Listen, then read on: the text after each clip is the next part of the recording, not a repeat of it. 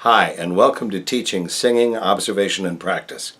I'm Hal Thomas, and in this chapter, we'll continue exploring ways to help your students learn a song. Now, I mentioned the usefulness of selecting a Disney tune as a first song in the previous video, and we'll continue using Disney material in this one. Don't forget to ask yourself what you want the student to get out of this first song. Wait a minute. You mean there are educational goals here? Can't we just have fun with the song?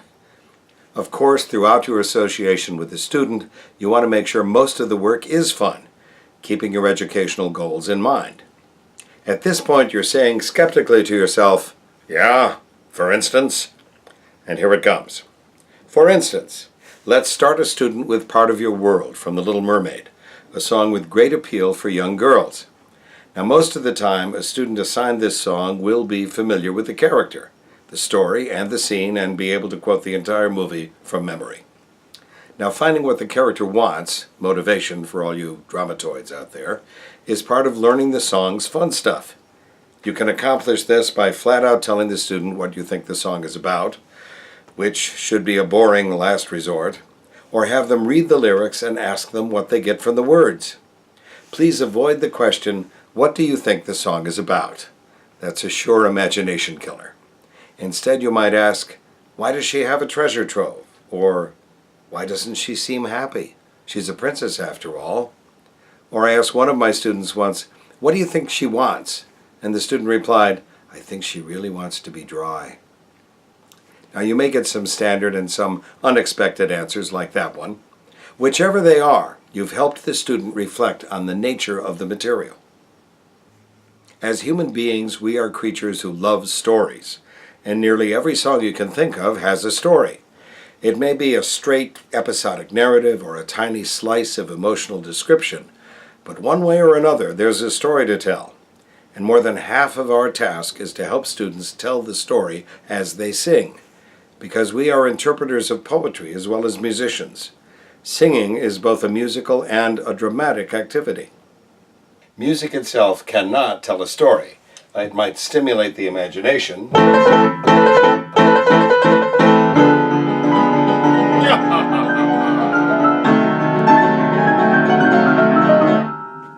or it might recall a memory.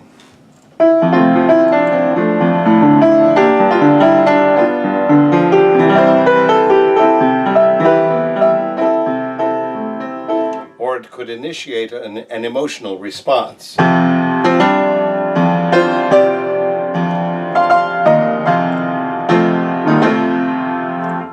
And so forth. But it can't tell a story by itself. I defy you to say something in violin or trombone. To convey a story, you need language, and that language must be understood.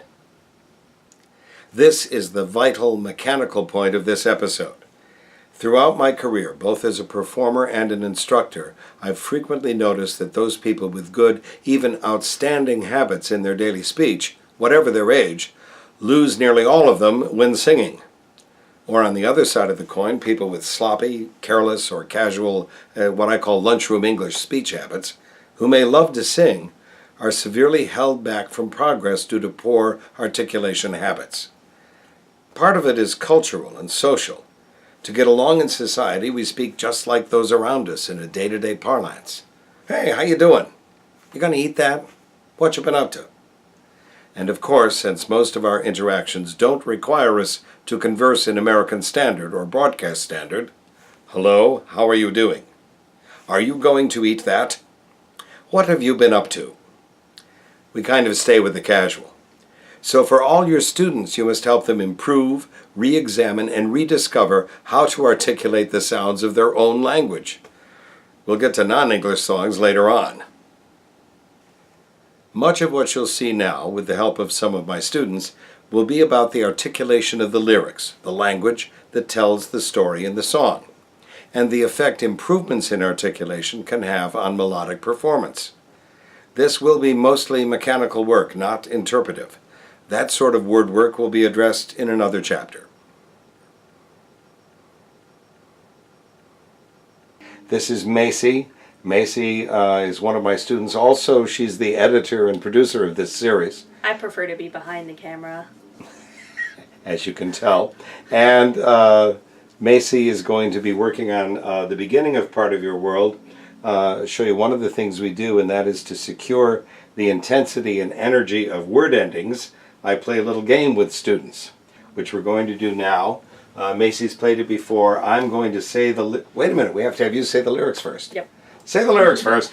Look at this stuff, isn't it neat? Wouldn't you think my collection's complete? Wouldn't you think I'm the girl who has everything? Slow it down just a little. Look at this trove, treasures untold. How many wonders can one cavern hold? Looking around here you'd think, sure she's got everything. I've got gadgets and gizmos aplenty. I've got who's-its and what's-its galore. You want thingamabobs? I've got 20. But who cares? No big deal. I want more. Now we're going to go back and play the game. I'm going to leave out final sounds in a word, and you get to put them in with a great deal of energy and intensity. Look at this stuff. Isn't it neat? T. Wouldn't you think K. my Lek. collection... S. Right. Wouldn't you think my collection Z. complete? T. Wouldn't you think I'm the Ol. the girl who has everything? G. Ing. Ing. Oh, Ing. I thought you Yeah. said in. Yeah, Ing. that's all right. Look at this trove. V. Treasures untold. D. How many wonders can one cavern hold? D. Looking around here, you'd think, K. sure, she's got everything. I've got gadget X. and gizmo Z. aplenty. I've got who's-its and what's-its galore. Or. You want thingamabah? Obs. I've got 20, but who care? Z. No big D. O. I want mo. Or. Right, very good. Let's do just a little of that with that kind of intense word endings. Watch out for collections, by the way. Okay. Let's just try just a bit of that.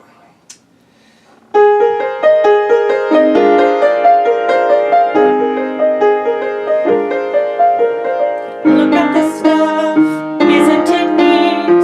Wouldn't you think my collection's complete? Wouldn't you think I'm the girl who has everything? And you can hear that that helps the language come alive quite well. Mm-hmm. Thank you, Macy. This is Eleanor.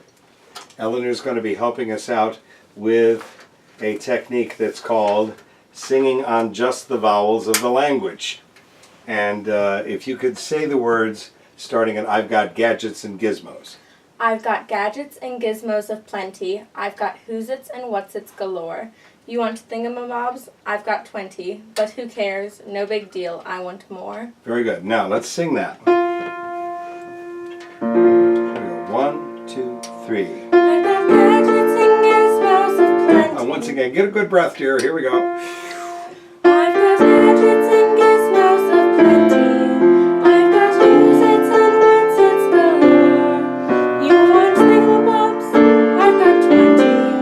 But who cares? No big deal. I want more. That's the idea. Now, can you say the words without consonants? I got I and ill of any. I got oo and it or. Excellent. See if you can do it without breaking them apart, though. I, o, I. I got I and ill a. Better. I got oo and it or. Oo and I. Yes, it is kind of strange sounding, I know. That's the idea. Now, let's go back and sing it and get all of those vowels that you just sang to show up when you sing the words. Here we go. 1, 2.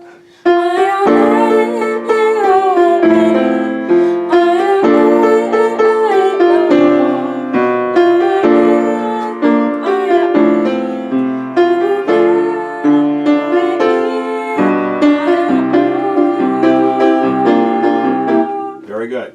The reason for this is most of us don't study the sounds of our own language, especially the vowel sounds. Eleanor has good facility for this. You might find some students have difficulty doing it, and then we do something else. But now you get to sing it as written with the words Opening all those vowels. Here we go. 1, 2, 3. I've got gadgets and gizmos aplenty. I've got who's-its and what's-its galore. You want thingamabobs? I've got 20. But who cares? No, Get some air under it, but who cares? but who cares? No big deal. I want more. Very good. Thank you, Eleanor. This is Megan. She's going to be helping us out with a different part of your world than we did before. If you could please start reading at what would I give if I could live out of these waters? What would I give if I could live out of these waters?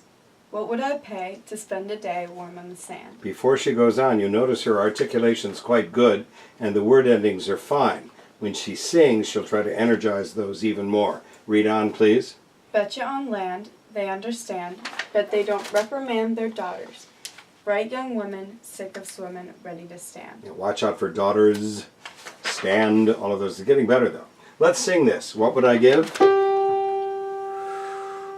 What would I give if I could live out of these waters? That's it.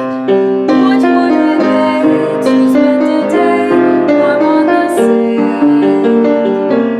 Betcha on land, they understand that they don't reprimand their daughters. Bright young women, sick of swimming, ready to stand. Ready to know what the people know. Very good. Now if you could go back. And one of the things you can do with your students to help smooth out a melody, although she sings pretty smoothly anyway, is to take a voiced consonant like L or Z and follow it with a vowel on each of the notes in the song. So let's try Lou, if you could sing Lou, Lou, Lou, Lou, Lou, Lou, Lou. All right?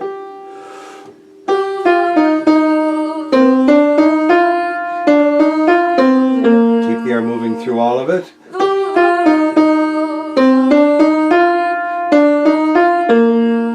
Very good. Now we're going to do all of that again that we just dubbed it in English this time instead of in Lewish. And go ahead, move the air steadily through it like you did with the L and oo. Here we go.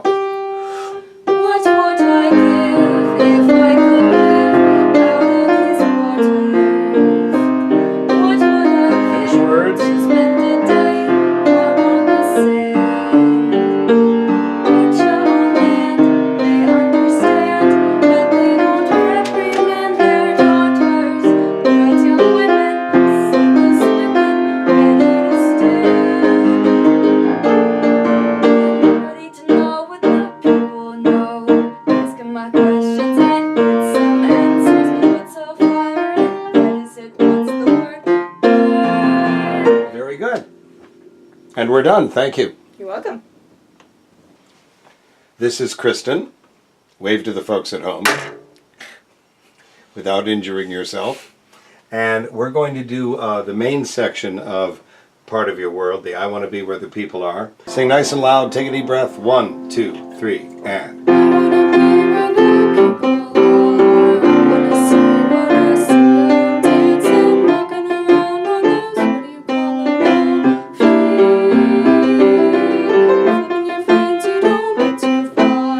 Legs are required for jumping, dancing, strolling along down the, what's that word again? Street.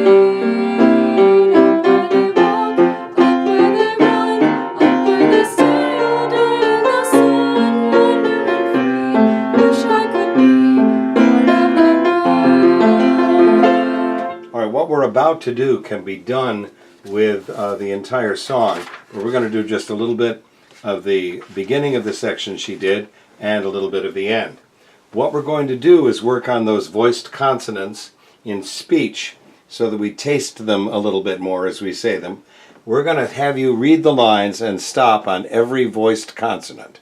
So in I Want to Be Where the People Are, you would say, I wanna be where the people are.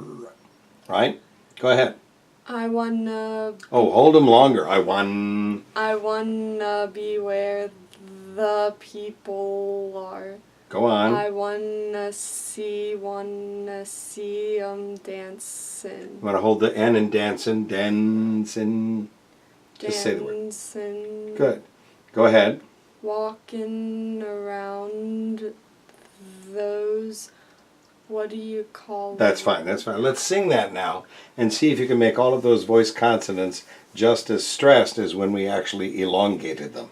All right? Give you a little intro. 1, 2, 3, and. I wanna be where the people are. I wanna see 'em dancing, walking around on those, what do you call them now? Feet.